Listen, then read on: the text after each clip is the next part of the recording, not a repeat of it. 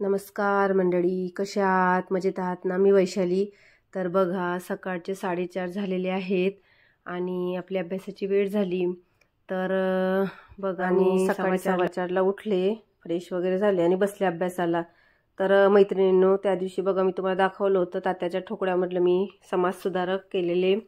तर तेच जरा कंटिन्यू करते समोर, कारण जरा राहून गेलं होतं बाहेर गेलो असल्यामुळे. तर बघा, मी त्यासमोर मग डॉक्टर भाऊदाजी लाड, विष्णुबुवा ब्रह्मचारी, महात्मा ज्योतिबा फुले आणि त्यानंतर महात्मा ज्योतिबा फुलेंची जी समाजकार्य आहेत, त्यांनी शेतकऱ्यांसाठी कोणते कार्य केले, शेतकऱ्याचा आसुडा त्यांनी ग्रंथ लिहिला आणि मला असं वाटते त्यांचं जे 1827 ते 1890 हे त्यांचं कार्यकाल होता.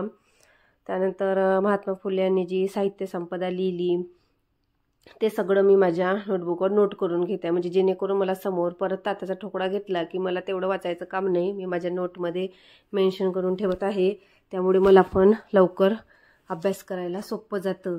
तर महात्मा फुल्यांची साहित्य संपदा बघा, तुम्हाला पण शेअर करते, म्हणजे तुमच्या पण कानावर शब्द पडतात. त्यांनी तृतीय रत्न नाटक लिहिलं, त्याचं वर्ष होतं 1855. त्यात त्यांनी पुरोहिताकडून शूद्राची केली जाणारी फसवणूक याचं वर्णन केलेले आहे.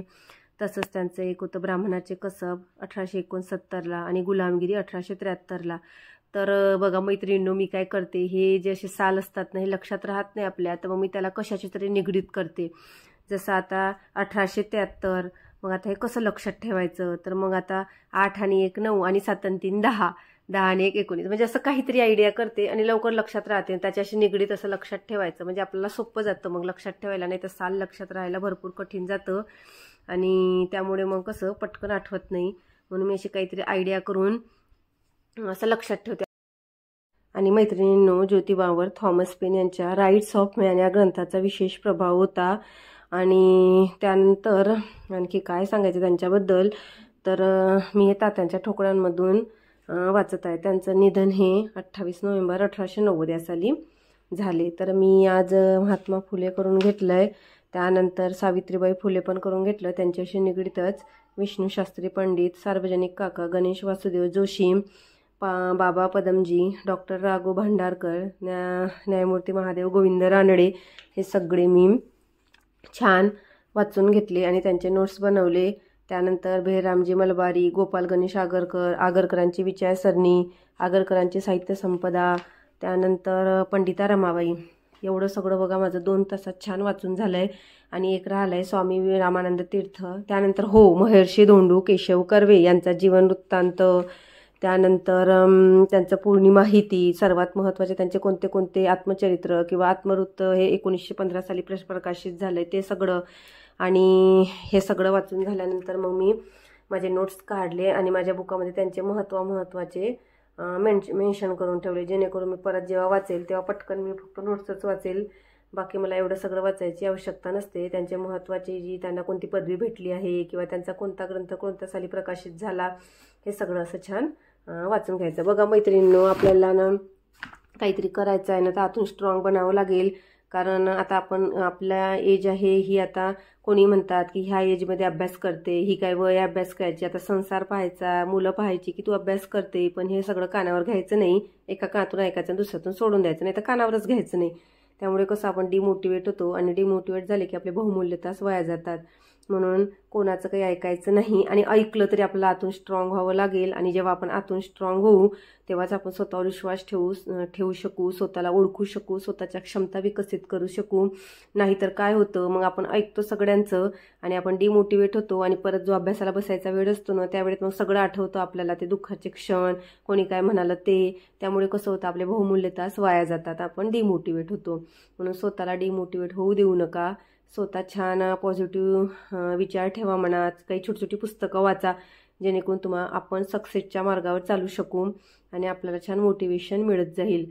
तर अशा प्रत्येक गोष्टीसाठी आपल्याला स्वतःला मोटिवेशन करायच्यासाठी आपल्याला स्मॉल हॅपीनेस आठवावं लागतील आपल्या जीवनातले, आणि तेव्हाच आपण त्या स्मॉल हॅपीनेसद्वारे मोटिवेट होऊ शकू. तर तुम्हाला सांगितलं आहे की मी माझ्या जीवनात कसे स्मॉल हॅपीनेस एन्जॉय करते, तुम्ही पण तसे करा. आपल्या जीवनात भरपूर स्मॉल हॅपीनेस येतात.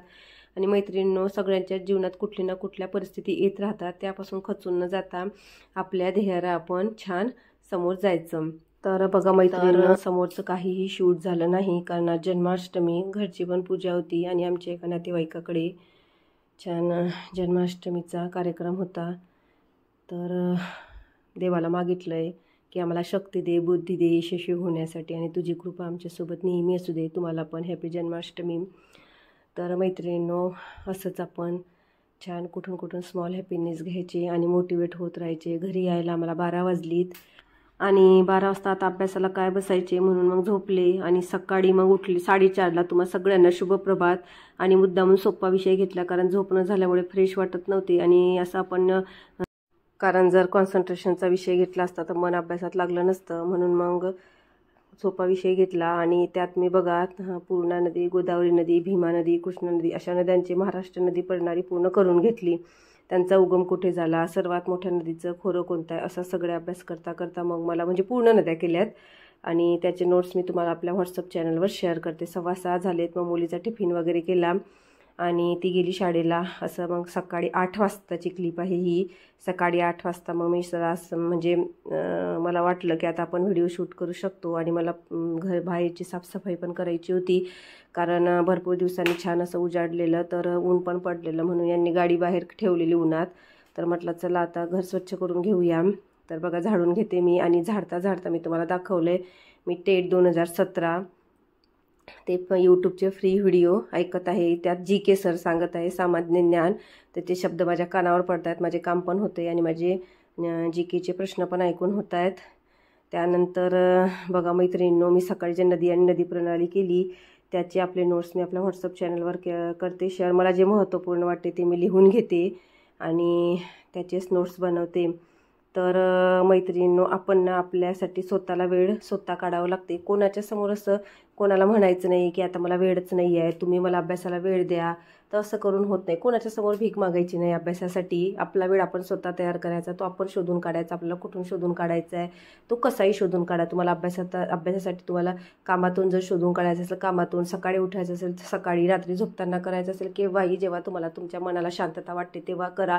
आणि असं कोणाच्या समोर म्हणजे काय म्हणते त्याला असं मला वेळच मिळत नाही, मी कधी अभ्यास करू, मला कोणीच वेळ देत नाही, असं नसतं ते. कारण एक वेळा लग्न झालं ना तर मग आपल्याला कसं असतं सगळ्या जबाबदाऱ्या असतात आणि आपल्याला आपल्या जबाबदाऱ्या पूर्ण करूनच अभ्यास करावा लागतो. मी सगळ्यांचं म्हणत नाही पण भरपूर अशा फार महिला माझ्यासारख्या पण असतील, त्यांना जबाबदाऱ्या, घरची सगळी कामं, मुलं सांभाळून अभ्यास करावा लागतो. कोणाकोणाची जॉईंट फॅमिली पण असते, सगळी जबाबदारी असते मैत्रिणींनो. म्हणून असं आपण आपल्यासाठी वेळ शोधून काढायचा, त्यातूनच मोटिवेट होत राहायचं. भरपूर मैत्रिणींचे कमेंट येतात काही ताई तू CTET एक छान व्हिडिओ बनव, KVS माहिती सांग. तर मैत्रिणींनो, मी CTETचा अभ्यास फक्त 1 महिना केला कारण तुम्हाला माहिती आहे मी मागील व्हिडिओ सांगितलं मी TETचे पेपर एका मार्काने मला अपयश आलं होतं, म्हणून मी खचून न जाता माझा अभ्यास चांगला चालू केला. सचिन सर, हिमांशी मॅम आणि त्यानंतर जे प्रिव्हियस इयर आहे त्यांची पुस्तकं आणली CTETची. ते सगळेच मस्त प्रिव्हियस इयरचे पेपर सोडून बघा. आणि जर तुम्हाला CTET क्लिअर करायची असेल ना तर तुम्हाला प्रिव्हियस इयर करावेच लागेल. त्यातून खूप खूप खूप फायदा होतो.